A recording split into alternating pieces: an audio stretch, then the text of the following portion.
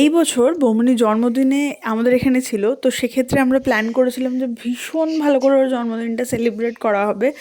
যেহেতু এটা first time ওর জন্মদিনটা আমাদের এখানে থাকছে, সেই জন্য তো আমাদের কেকটা মিস হয়ে গেছিলো, যেহেতু আমার প্রচুর কাজের চাপ ছিল তখন, সেই জন্য কেকটা আনা হয়নি, সারপ্রাইজ কেক। সেই বদলে আমরা করলাম যে নলেন গুড়ের রসগোল্লা, যদিও আমি এটা ইনস্টাগ্রামে দেখেছিলাম, তো সেক্ষেত্রে সেটাই এক্সিকিউট করা হলো। নলেন গুড়ের রসগোল্লা নিয়ে যাওয়া হয়েছিল মিডনাইট কেক হিসাবে কাটার জন্যে। বৌমনিও সারপ্রাইজড হয়ে গিয়েছিল যে এটা আবার কী ধরনের কেক কাটা, বাট ওই মোমেন্টসগুলো খুব বেশি ম্যাটার করে। কেকের জায়গায় সে নলেন গুড়ের রসগোল্লাই হোক না কেন, সেটাতেও কিছু কোনো যায় আসে না। তো মাও আমাদের এসে জয়েন করেছিল, আমরা খুব মানে মজা করছিলাম বেসিক্যালি বলা চলে। তো এই একসাথের মোমেন্টসগুলো বা এই বার্থডে সেলিব্রেশনগুলো, এগুলো কিন্তু বৌমনি আমাদের বাড়িতে আসার পর থেকেই হচ্ছে। তার আগে আমরা কারোর বার্থডে চলে যাচ্ছি, মানে আমার আর দাদাভাইয়ের বার্থডে যেরকম সেলিব্রেট করা হতো, বাট মা বাবাদের বার্থডে, অ্যানিভার্সারি, কাকাদের বার্থডে, এই জিনিসগুলো না অতটা চলছিল না। বৌমনি আসার পরে অনেক কিছু চেঞ্জেস এসছে। ওই বলে না যে কিছু পজিটিভ মানুষ যদি বাড়িতে আসে তাহলে অনেকটা পজিটিভিটি নিয়ে আসে। সেম ভাবেই আবার ওই দিনকে ছিল Pablo hair cutting day, first time hair cutting day. তো সেই জন্য ও চলে গেছিলো চুল কাটতে। আমরা তার মধ্যে এটা ভাবছিলাম যে পুজোটাও দিতে হবে, তো সেই জন্য প্রিপারেশন আমাদের দুপুরে রান্নারও স্টার্ট হয়ে গেছিলো। সাথে সাথে বৌমনিকে বলা হয়েছিল যে তাড়াতাড়ি চলে আসবে, কারণ পাবলোকে নিয়ে চুল কাটানোটা অন্য কারোর পক্ষে পসিবল নয়। এই যে ইনি যেরকম এসে গেছেন, চুল ফুল কেটে স্নান টান করে নিয়েছেন শ্যাম্পু দিয়ে। দিদিভাইয়ের তখনও স্নান হয়নি, দিদিভাই তখন একটু ল্যাদ খাচ্ছিল। তার মাঝখানে আমি চলে গেছিলাম গোবিন্দ মন্দিরে। মানে আমাদের এখানে গোবিন্দ মন্দির আর শিববাড়ি, এই দুটো জায়গা যদি আমাদের কোনো ভালো জিনিসের সময় যদি আমরা না যাই, সেটা বড্ড ইনকমপ্লিট লাগে আর কি। মানে এনাদের জন্যেই হয়তো এত ভালো জিনিসপত্র হচ্ছে আমাদের সাথে। তো সেই মতো গোবিন্দ মন্দির হয়ে গেল পুজো দেওয়া, তো আমরা শিববাড়িতে চলে এসেছিলাম। মা সব জোগাড়জান্তি করেই রেখেছিল, যে যেহেতু বার্থডে পুজো তো দিতেই হবে, বলেও রেখেছিল মন্দিরের পুরোহিতকে। তো সেই মতো আমরা খুব ভালো করে পুজো দিয়েছি, খুব ভালো করে, মানে প্রচণ্ড ফাঁকা ছিল। আমরা যেরকম গোবিন্দ মন্দিরেও খুব ভালো করে পুজো দিয়েছি, শিববাড়িতেও দুটো শিব আছেন, শম্ভুনাথ আর আমাদের বুড়ো শিব।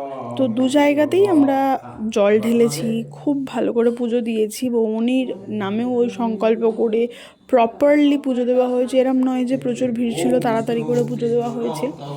তো এই বৌমনি আসার পর থেকে একটা রিয়েলাইজেশন আমার হয়েছে যে একটা মেয়ে যখন একটা ডিফারেন্ট ফ্যামিলি থেকে আসছে, তার তো রেসপন্সিবিলিটি ডেফিনেটলি আছে ফ্যামিলিটাকে অ্যাডজাস্ট করার, ফ্যামিলিটাকে ভালো রাখার, কিন্তু তার থেকে ট্রিপল গুণ দায়িত্বটা থাকে মনে হয় ওই ফ্যামিলিটার, যে ফ্যামিলিটাতে মেয়েটা যাচ্ছে, যে তাকে কমফর্ট ফিল করানো বা তাকে ভালো রাখা।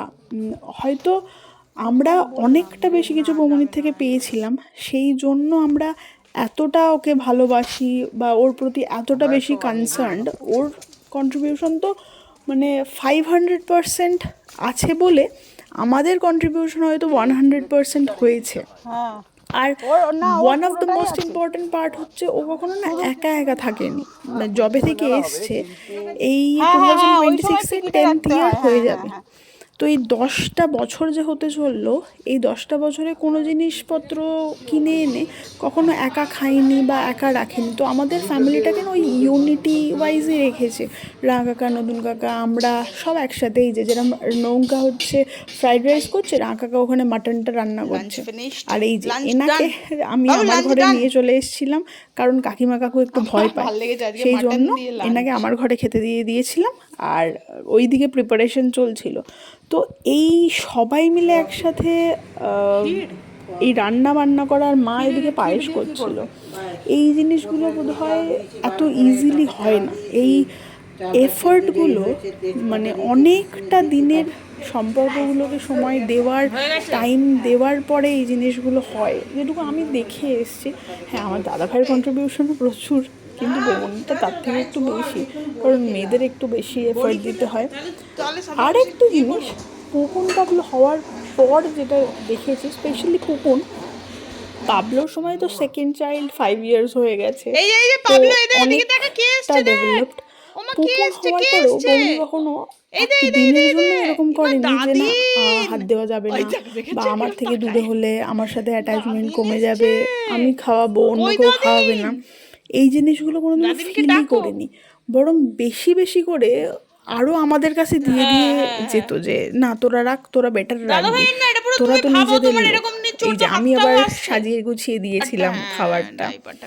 তো এটাই হচ্ছে ব্যাপার, মানে বড্ড মন থেকে আসে ওর জন্য কিছু করার, ওরকম মনে হয় না যে বৌদির জন্য করছি, বাট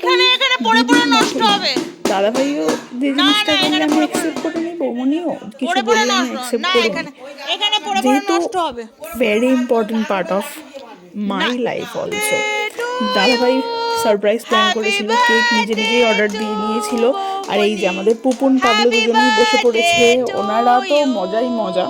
পুপুন মোটামুটি এটা ভাবতে শুরু করেছে যে কতক্ষণে কেকটা কাটা হবে আর আমার পেটে যাবে কেকটা, কারণ ও হচ্ছে পুরো কেক পাগল, আর আমাদের এক্সপ্রেশন কিং হচ্ছে আমাদের পাবলো চরণ। পাবলো চরণই বলি কারণ ওই যে ভাই কিন্তু দেখছে 2100 হলে যা যেরকমটা হয়, ও দিদি যেরকম ছিল তার পুরো অপোজিট হয়েছে ভাই। তো ভাইকে একটু কেক দেওয়া হয়েছিল, কিন্তু ভাইয়ের সেটা খুব একটা পছন্দ হয়নি, আর দিদি ভাই তো মোটামুটি পারলে পুরো কেকটাই চেটে দেয় আর কি। কিন্তু আমরা অনেক কন্ট্রোল করেছিলাম যে না, এই মা আবার একটুখানি ক্রিম লাগিয়ে দিচ্ছিল, কারণ ওর প্রচণ্ড ইচ্ছে হচ্ছিল ওর মাকে ক্রিম লাগানোর জন্যে। কিন্তু এই এত কষ্ট করে কেক আনা হয়েছে, এখন ক্রিম লাগিয়ে নষ্ট করার প্রবৃত্তিটা ছিল না, কারণ এটা পুরো হোমমেড কেক ছিল। আমাদের পাড়ায় একজন কেক বানায়, তো ওনার কাছ থেকেই নেওয়া হয়েছিল। ভীষণ ভালো টেস্ট ছিল, নো ডাউট। কোয়ালিটি তো খুবই ভালো ছিল, বিকজ কি আমরা 2 দিন পরে ওই কেকটা খেয়েছিলাম, তো এই কেকটা মানে কোনোভাবে নষ্ট হয়নি। আর ওই দিনকেই ছিল দাদাভাইদের চলে যাবে আবার নিউ টাউনে। আর বনু তো বিঙ্গোকে বাইনা বলে কোনো দিনও যায় না, কারণ ওর সাথে এরা দুজন একসাথেই বড় হয়েছে, দুজনের এজটাও সেম, তো দুজনের আন্ডারস্ট্যান্ডিং স্পেশালি লকডাউনের পর থেকে দুজনের আন্ডারস্ট্যান্ডিংটা অনেকটা বেশি হয়ে গিয়েছে। পুপুনও যখন ওই 2 ইয়ার্স ছিল, খুশও তখন ছিল, ভালোবাসাটা থেকে গেছে এরমভাবেই।